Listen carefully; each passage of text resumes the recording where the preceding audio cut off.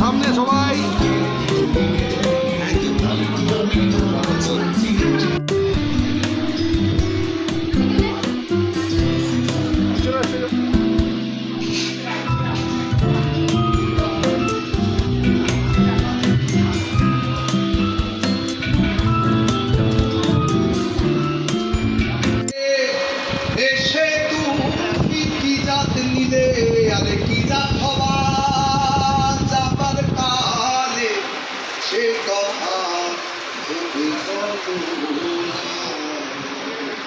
আজকের দিনে গান ভীষণ প্রাসঙ্গিক, যে গান লালন গীতি এবং যার সঙ্গীত আয়োজন আমাদের পিনাকিদা ভীষণভাবে করেছে এবং শ্রমিক এই পুরো প্রজেক্টে কীরকমভাবে পরিশ্রম করেছে যত মানুষ আমাদের এই প্রজেক্ট কথা আমি জানি। আরও অনেকগুলো গান অনেকে মিলে বানিয়েছে। আপনাদের সবার আশীর্বাদ আমাদের কাজটার প্রতি থাকবে এই আশা রেখে এই কাজের সম্পূর্ণ সাফল্য কামনা করে আমি বলছি। নতুন করে কিছু বলেনি, কিন্তু প্রায় সবার হয়ে বলে দিয়েছে। আমার সৌভাগ্য এই প্রিন্টের মধ্যে সেটা একটা ডুয়েল ফোল্ড আছে। এক, আমি এখানে পিনাকিদের সাথে আমার অনেক দিনের এই চেনাশোনা আলাপ, তো এই প্রজেক্টটাতে কাজ করতে পেরেছি দুইভাবে। এক, অ্যাজ এ সিঙ্গার পিনাকিদা আমাকে বিশ্বাস করেছিল যে আমি গান গাইতে পারবো, এখানে কিছু তাই গিয়েছি। আর তাছাড়াও এখানে পিনাকিদা যতগুলো গান বলেছিল সেই গানগুলো আমরা চেষ্টা করেছি একসঙ্গে প্রডিউস করার। তো দুরকম অভিজ্ঞতাই যেহেতু হয়েছে, I feel I've just been lucky. That's it. Thank you everyone.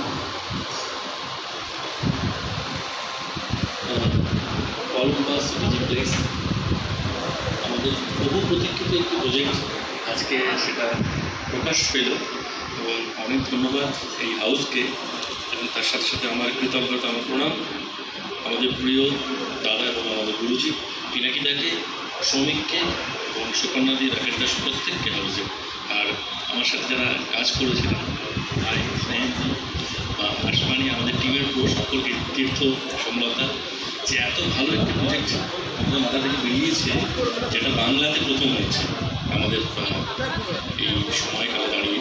তো আমি সকলের কাছে কৃতজ্ঞ এবং ধন্যবাদ। এটা হোক সকলে ভালো করে, অনেক বেশি করে শুনুন, বেশি করে শেয়ার হোক। Thank you. আচ্ছা, আমি লাইন গাইছি, একটি সুফি গান, দাদার কম্পোজিশন। মোহে আপনে হি রঙ মে রঙ দে, মোহে আপনে হি রঙ মে রঙ দে, তু তো সাহেব মোরা महबूब इलाही, तू तो साहेब मोरा महबूब इलाही, मुझे अपने रंग में रंग दे। Thank you very much.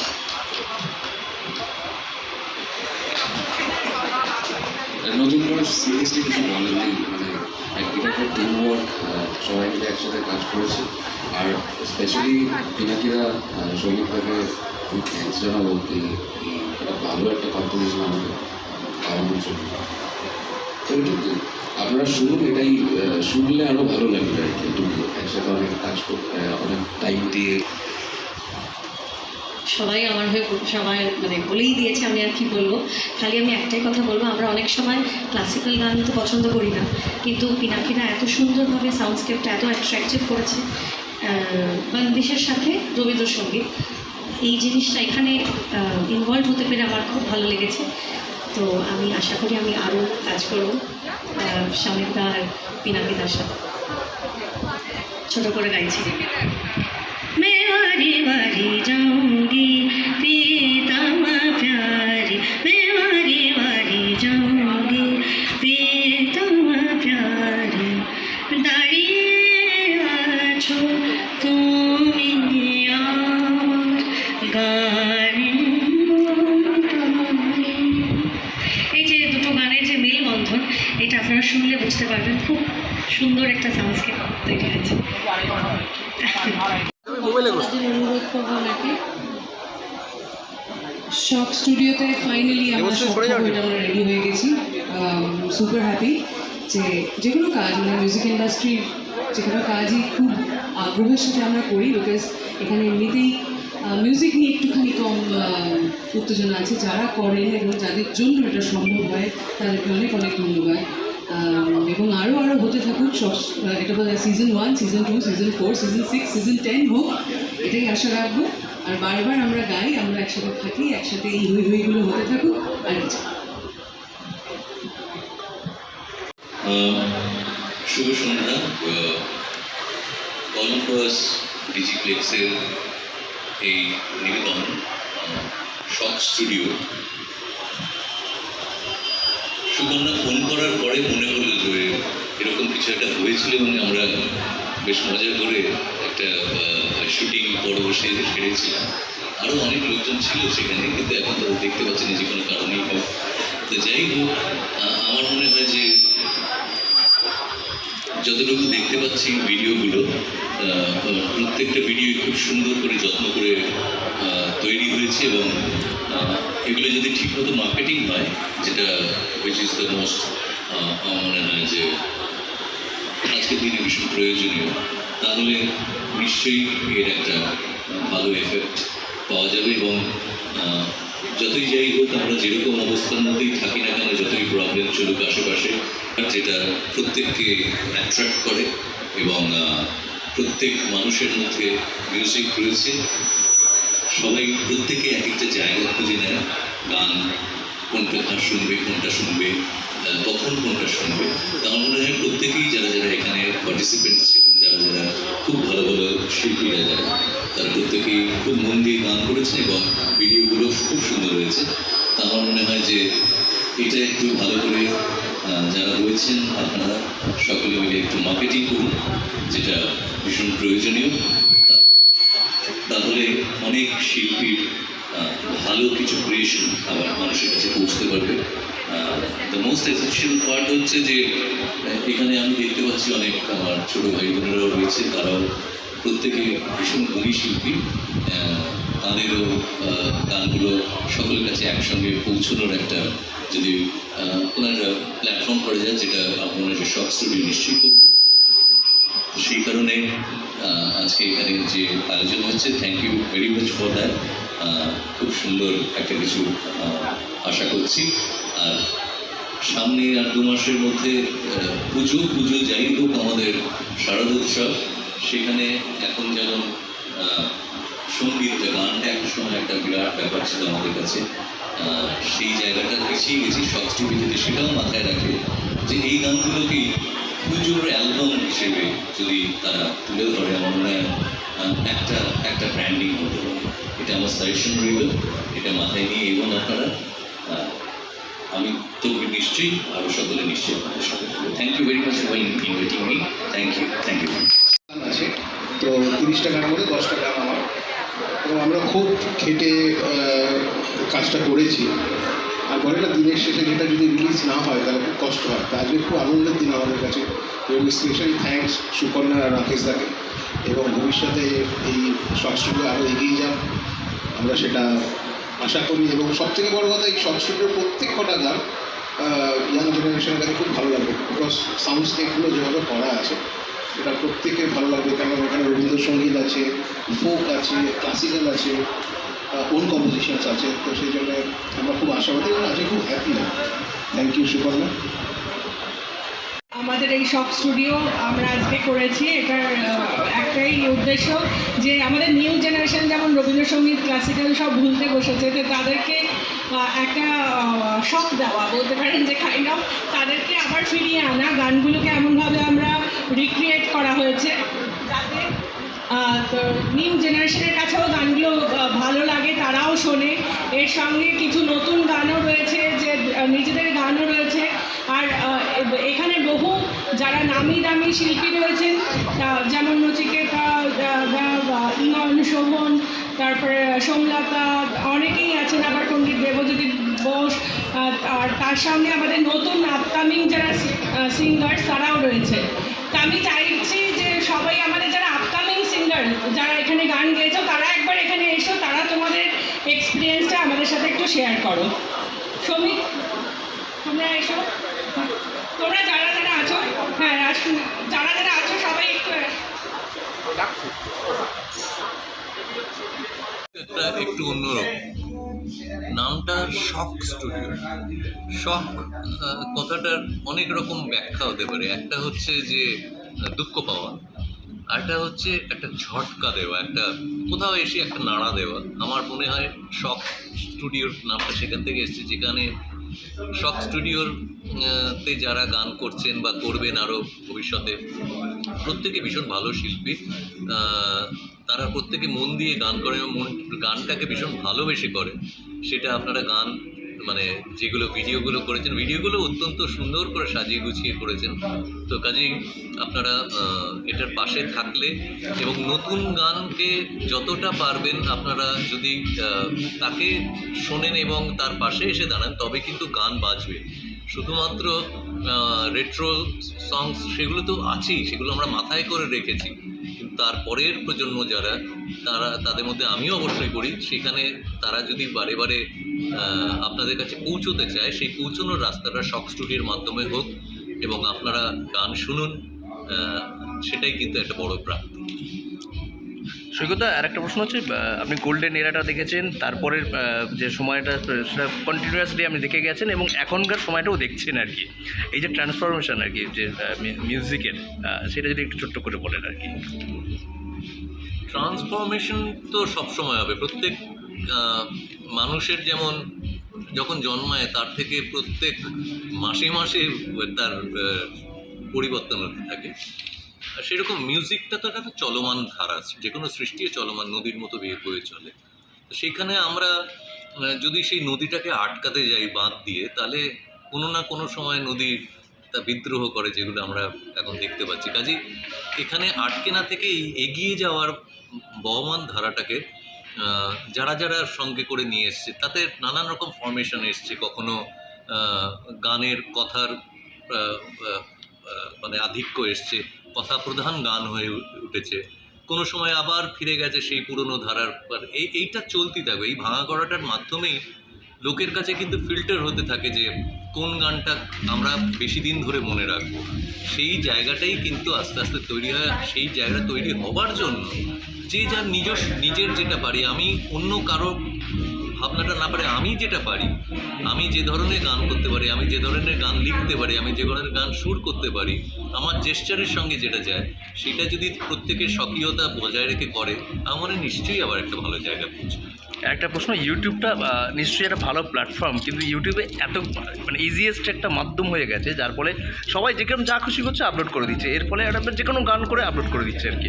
এর ফলে কি কোথাও ভালো যে জিনিসটা, সেটা কি খুঁজতে কোথাও অসুবিধা হচ্ছে, বা যে এই যে ভাইরাল একটা ট্রেন্ড উঠেছে, যার ফলে আসল কোথাও যারা সত্যিকারের শিল্পী তাদের গানটা পৌঁছাতে অসুবিধা হচ্ছে, এই ব্যাপারটা আপনার কাছে ব্যক্তিগতভাবে কী মনে হয়? আমার যেটা মনে হয়, এই যে কথাটা বললেন ভাইরালটা কিন্তু একটা ডিজিজ।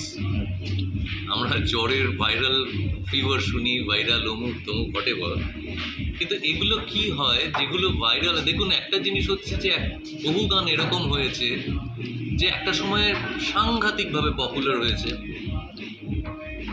তারপরে একটা সময় চলে যাওয়ার পরে সেই গানটা তো ভুলেই গেছে, লোকে গেয়েছিল তাকেও ভুলে গেছে। কাজেই ওই শুরুতে যেটা বললাম যে শুধুমাত্র পপুলার হওয়ার জন্য নয়, ভালো কিছু কাজ করার জন্য যারা মানে চেষ্টা করে, তারাই কিন্তু একটা জায়গায় মানে অ্যাটেন্ড করার পরেও ধরে রাখাটা একটা জায়গায় পৌঁছে যেতে পারেন। দেখুন, একটা হচ্ছে যে অনেকটা কাজ করে যে এটা কেউ কোনোদিন বলতে পারেনি যে আজকে আমি এটা সৃষ্টি করলাম, এটা সবাই পছন্দ করবে, কারোর হয়নি। অনেক সময় হয়েছে, মানে আমি আমাদের আগের প্রজন্মের অসাধারণ শিল্পীদের কথাই বলছি, তারাও তাদের মুখের কথা শুনে যে কখন গান হিট করেছে আমরা বুঝতেও পারিনি। কিন্তু এই হিট করার পরেও যে শিল্পীরা পরপর তারা তাদের একটা জায়গা ধরে রেখেছে এবং সেইটা করতে যে এফার্টটা, সেটা কিন্তু ওই ওপরে পৌঁছানোর এফার্টের 300 গুণ বেশি। সেইটা যারা করতে পেরেছে তারা একটা জায়গায় রয়ে গেছে, যারা করতে পারেনি তারা কিন্তু ওই একটা জায়গায় গিয়ে আবার পেছনে চলে গেছে। এটা আমি বলবো যে প্রত্যেকে একটা হার না মানা যাদের জেদ আছে, তারা কিন্তু একটা জায়গায় পৌঁছয় এবং একটা ভালো কিছু করবো, এই স্বকীয়তাটা বজায় রাখার নিজস্বতাটা বজায় রাখার। অন্য একটা করছে ট্রেন্ড চড়ছে বলে না, be a trend setter, not a trend follower, তাহলে কিন্তু একটা নিজস্বতা রয়ে যাবে। Thank you. আমি উজ্জয়িনী কলম্বাস ডিজিপ্লেক্সের শক স্টুডিওর একটা দারুণ অনুষ্ঠান আজকে হলো। মানে সেই শক স্টুডিও বেসিক্যালি আসতে চলেছে সেটা সবাইকে জানানোর জন্য। আর এখানে অনেক রকম গান হয়েছে, অনেক শিল্পীরা রয়েছেন একদম যাদের নাম শুনলে সবাই খুব আনন্দিত হন। আমারটা নিশ্চয়ই শুনলে একটু আনন্দিত নিশ্চয়ই হন, এটা আশা রাখি। যে গানটা গেয়েছি সেই গানটাও খুব স্পেশাল একটা গান। আর গানটা গেয়েছি শোভনের সাথে। আর টনিদার দারুণ দুর্দান্ত অ্যারেঞ্জমেন্ট। ইনফ্যাক্ট সবটা মিলিয়ে it's a very very very exciting concept and looking forward to. যেরকম বললাম যে যত বেশি আমাদের এরকম মিউজিক নিয়ে কাজ হবে, যত বেশি আমরা এক্সপেরিমেন্ট করার জায়গা পাবো, দ্য বেটার ফর আস। আচ্ছা, আমরা কলম্বাস ডিজিপ্লেক্সে, আমি সুকন্যা গুপ্তা। আমরা এই শক স্টুডিও স্টার্ট করেছি। এটার কারণ হচ্ছে শক স্টুডিও মানে লোককে যেন একটা শক দেওয়া। মানে আমরা এখনকার জেনারেশনে সবাই এখন রবীন্দ্রসঙ্গীত, ক্লাসিক্যাল বা ফোক সং এগুলো ভুলতে বসেছেন। তো সেইগুলো আমরা চাইছি নতুনভাবে রিক্রিয়েট করে ফিউশনের মাধ্যমে আমরা লোকের কাছে আবার রিচ করাতে চাইছি। এর সঙ্গে এখানে রয়েছে আরও নিজেদের ক্রিয়েশনের গানও রয়েছে। তো আমরা যে আমাদের যে এত ট্যালেন্টেড সিঙ্গার্স এখানে পশ্চিমবঙ্গে রয়েছে, তো তাদেরকে নিয়ে নতুন চিন্তাভাবনা করা। এর মধ্যে বেশ কিছুজন আমাদের যারা অলরেডি সেলিব্রিটি সিঙ্গার আছেন, যেমন নচিকেতা, উজ্জয়িনী, শোভন, ইভন, সোমলতা, অনেকেই আছেন। আবার তার সঙ্গে নতুন যারা আছেন আপকামিং সিঙ্গার্স, তাদেরও গান রয়েছে, অনেকে স্বরচিত গানও রয়েছে। তো এইভাবে আমরা জিনিসটাকে এবারে সিজন 1 করেছি 30টা গান নিয়ে। আশা করছি সাকসেসফুল হলে সিজন 2 করবো। আপনাদের যদি ভালো লাগে ডেফিনেটলি আমরা সিজন 2 করবো। শক স্টুডিওটা কীভাবে পাবে? এটা কোনো অ্যাপস নাকি? বা শক স্টুডিওটা পাওয়া যাবে, এটা কলম্বাস ডিজিপ্লেক্সের ইউটিউব চ্যানেলে পাওয়া যাবে। এটা কি সম্পূর্ণ ফ্রি? হ্যাঁ, সম্পূর্ণ ফ্রি। আর এরপরে এছাড়া স্পটিফাই আর অন্যান্য জায়গাতেও কাল পরশু থেকে মোটামুটি আপলোড হয়ে যাবে। Thank you. সবাই মিলে একটা জায়গায় একত্রিত হয়েছি আমাদের কলম্বাস ডিজিপ্লেক্সের প্রেজেন্টেশনে শক স্টুডিও, যেখানে বিভিন্ন গুণী শিল্পী কাজ করেছেন এবং আমরা আনন্দ করে সবাই মিলে এই কাজটায় অংশগ্রহণ করেছি, গান গেয়েছি, বাজিয়েছি। এবং বিশেষ করে ধন্যবাদ জানাবো পিনাকি বোসকে, যে আমাকে এই যে গানটি আমি গেয়েছি একটি লালন গীতি, জাত গেল বলে, যে গানটা আজকের দিনে ভীষণভাবে প্রাসঙ্গিক হয়ে উঠেছে। তো সেই গানটা গেয়েছি এবং আমার সঙ্গে টেলকারদা গেয়েছেন একটি একই কথা, যেখানে শাস্ত্রীয় সঙ্গীতের মাধ্যমে বলা হচ্ছে যে মানুষই আসল। তো সেই রকম একটা গান এবং আরও বিভিন্ন ধরনের গান, এবং সবচেয়ে বড় কথা হলো শাস্ত্রীয় সঙ্গীত এবং লোকসঙ্গীতের নির্বন্ধন হয়েছে, যেটা আমার কাছে ভীষণ একটা আনন্দের।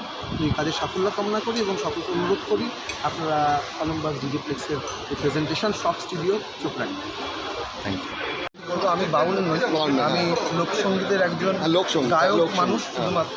হ্যাঁ, এবং অবশ্যই বাউল ফকির মানুষ যারা এই জীবনযাপন করেন, আমি তাদেরকে কাছ থেকে দেখেছি, আমি তাদের সঙ্গ করেছি, তো আমার সেই অভিজ্ঞতা তৈরি হয়েছে। এটা একটা প্রসঙ্গ। দ্বিতীয় প্রসঙ্গে কবিতা প্রসঙ্গে আমি বলবো যে বলা হয় যে আদি বাউল নাকি হলেন শিব, এবং তারপর শ্রী চৈতন্য মহাপ্রভু হলেন শিব, মানে বাউল। বললাম, আরেকবার বলছি, বলা হয় নাকি দেবাদিদেব মহাদেব হলেন আদি বাউল, আর তারপরের বাউল হল শ্রী চৈতন্য, এবং সেটা বাউল গানের মধ্যেও আছে। তো তারা বলে গেছেন যে আমাদের এই দেহ একটা যন্ত্র, এবং আমরা এই যে নিঃশ্বাস আর প্রশ্বাস, এই বায়ুর খেলাটা খেলেছি, আমরা সবাই আর বাউল। কারণ এই নিঃশ্বাস প্রশ্বাস চলছে, আমি বুঝতে পারি না আমি বাউল, সেটা আলাদা কথা, কিন্তু এই নিঃশ্বাস প্রশ্বাস চলছে, বুক ধক ধক করছে বলে আমি বেঁচে আছি। তো বায়ুর খেলা তো আপনার দেখে চলছে, অতএব সেই জন্য আপনি ভেতরে যদি সাধনা করেন তো আপনি সেই পর্যায়ে পৌঁছাতে পারবেন বলে আমার অনুমান। তো সেরকমই যদি ধরে নিই সবাই বাউল, কারণ শাহ আব্দুল করিম বলেছেন যে আমি একজন বাউলের পৃথিবী দেখব। তো সেই জায়গা থেকে ধরে সেই বাংলাদেশের একজন মানুষের কথা ধরতে যদি এগোই, যে রবীন্দ্রনাথ একজন বাউল ছিলেন, এবং তার আঙ্গিকের গান তিনি যেটা সৃষ্টি করেছেন, যেটা ভেতর থেকে সততার সঙ্গে বেরিয়ে আসে, সেটা একটা সত্যি। এবং তিনি বলে গেছেন এই গান তিনি কোথা থেকে পেয়েছেন, তিনি তার সুর কোথা থেকে পেয়েছেন। এবং সবচেয়ে মজার কথা হলো, যারা সঠিক অর্থে আমি কোথায় পাবো তার এই গানটি শুনেছেন, তারা জানেন যে কোথায় পাবো তাদের যে সুরের চলন এবং আমি আমার সোনার বাংলা এই গানের সুরের চলনের সামান্য পার্থক্য আছে। এবং এইখানেই রবি ঠাকুর যেখানে উনি একটা ভক্তিমূলক গান ছিল হরিনাম দিয়ে জগৎ মাতালে আমার একলা নিতাই, সেটার ভাবটা পরিবর্তন করে দিন, বীর রস করে দিয়ে উনি করে দিয়েছিলেন যদি তোর ডাক শুনে। তাই এটা রবি ঠাকুর। অতএব রবি ঠাকুরের যে সৃষ্টি, যে মানুষটা বাঙালিকে সারা বিশ্বে অন্য উচ্চতায় পৌঁছে দিয়েছে, তাকে যদি কেউ বা তারা অবমাননা করার কথা ভাবেন, আমার মনে হয় সেটা একজন বাঙালি হিসাবে তার লজ্জা হওয়া উচিত। নমস্কার। এই